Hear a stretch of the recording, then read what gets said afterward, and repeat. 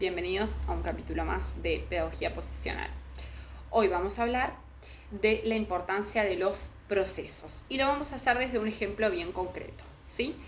En una clase de Zoom planteamos una actividad que se basaba en buscar por nuestra casa un elemento, puede ser un objeto, puede ser un sonido, puede ser un olor, que pudieran relacionar con Baudelaire o con Poe, que fueron los poetas malditos trabajados en clase.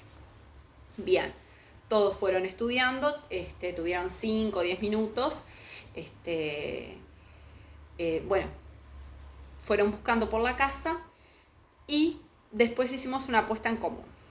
Entonces, algunos encontraron una relación bien literal, digamos, bien concreta. Por ejemplo, acá está el puñal que se relaciona con el asesinato del personaje de Corazón delator, que fue el cuento que vimos de Poe. Bueno, acá encontré una manzana, ¿no? Por el pecado original. Acá encontré una botella de alcohol. Y entonces estos eran poetas que eran alcohólicos. Hablamos de los paraísos artificiales, de la necesidad de trasladarnos como a otros ambientes porque el mundo real les resultaba demasiado complejo, conflictivo. Pero también encontraron relaciones un poco más abstractas, ¿verdad? Por ejemplo, la Torre Eiffel, para ver a Baudelaire como un visionario, como desde ese panóptico él capta cosas de la ciudad y de la sociedad que en ese momento la sociedad misma no podía ver. Y bueno, también evidentemente porque esta es una obra que está en París, Baudelaire era francés. El tema de la infancia perdida, de la infancia de alguna manera conflictuada que tuvo Baudelaire, que esto lo redacta las cartas, la carta que le escribe a su madre, eso también lo trabajamos en clase. Entonces, una alumna que tenía un oso que le faltaba la cabeza, que la cabeza estaba rota, y que eso, podría simbolizar esta ruptura, digamos, que tuvo la infancia de Baudelaire cuando muere su padre. Después lo vincularon con un spray rojo, porque se disemina a partir del aire, como las palabras de Baudelaire, porque es algo que no se puede como dividir, es algo que queda en la atmósfera. También por el color rojo, la ira, la pasión. También se lo vinculó mucho con el color negro, esto de lo oscuro, de la noche, de lo maldito, del pecado, también por eso lo negro y lo rojo. Los muros, algunos fotografiaron el muro de su casa, porque son esas barreras, esas censuras. Bajo esta misma línea, la jaula, el espejo, un espejo, ¿no? Entonces, cómo el poema al lector representa un espejo con respecto a la sociedad, y que la imagen que le devuelve a la sociedad le resulta negativa, y por eso, todas las censuras que tuvo Baudelaire en la publicación de Las Flores del Mal, por ir contra la moral y las buenas costumbres. Un papel blanco prendiéndose fuego, ¿no? Porque es el blanco, lo puro, lo sano, lo hermoso, pero siempre está es como esta lucha del bien y del mal que se plantea de alguna manera en el lector. También fue muy interesante que encontraban las relaciones más asombrosas. Por ejemplo, una estudiante habló del cuy.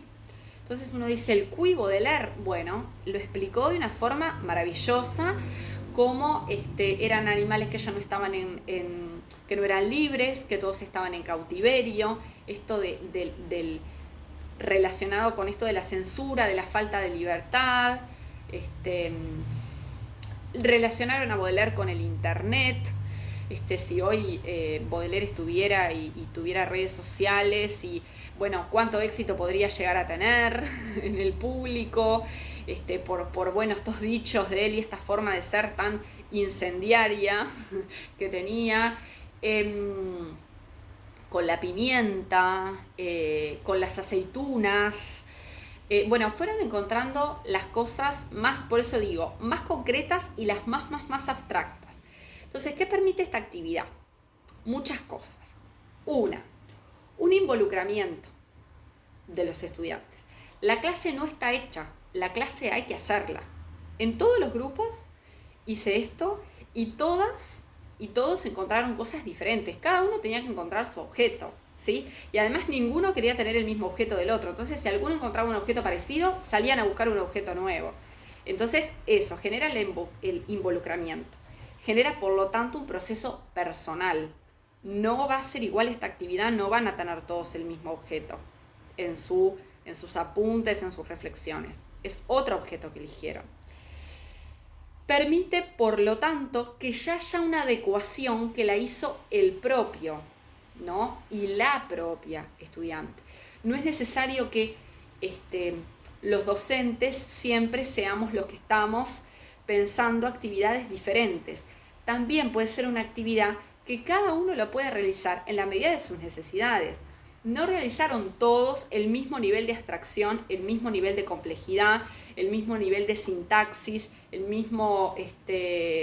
misma riqueza en el vocabulario, la misma claridad en la explicación de la relación de los elementos, porque, a ver, teníamos que describir que el elemento que habíamos elegido, describir con qué característica del autor estaba vinculado y, por lo tanto, explicar la relación.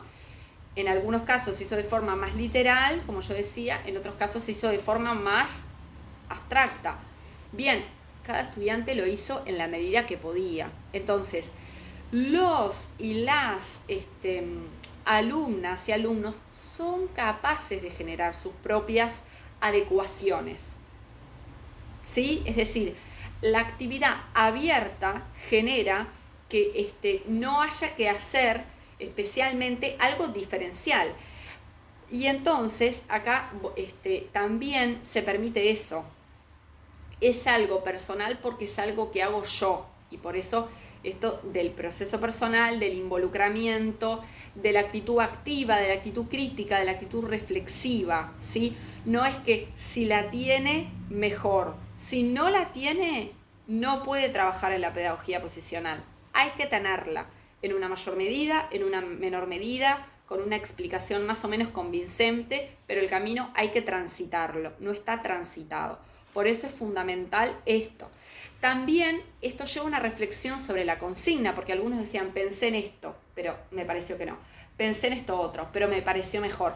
Entonces, como no es que hay que llegar a una meta puntual, y lo que vamos a hacer para adecuar va a ser dar algunas ayudas para llegar a esa meta, sino que la meta la pone cada uno, se genera esto, que empecemos a pensar en las reflexiones y empezar a pensar en las consignas, ¿sí? Me pareció que esto era más complejo, me pareció que esto era más interesante. Entonces, también hay una mayor exigencia en el trabajo. ¿Por qué? Porque quiero buscar un objeto que me guste, que me interese, ¿sí? Entonces hay una mayor motivación y una mayor autoexigencia porque hay un mayor compromiso con la tarea que estoy realizando. Entonces, transmitir esto, el proceso es personal cuando realmente cada persona puede realizar a partir de la misma consigna un trayecto diferente, ¿sí?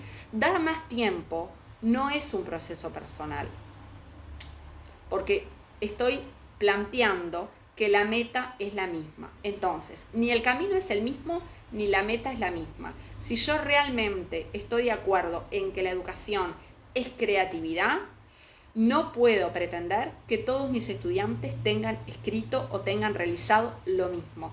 Tiene que haber esa creatividad y esa reflexión.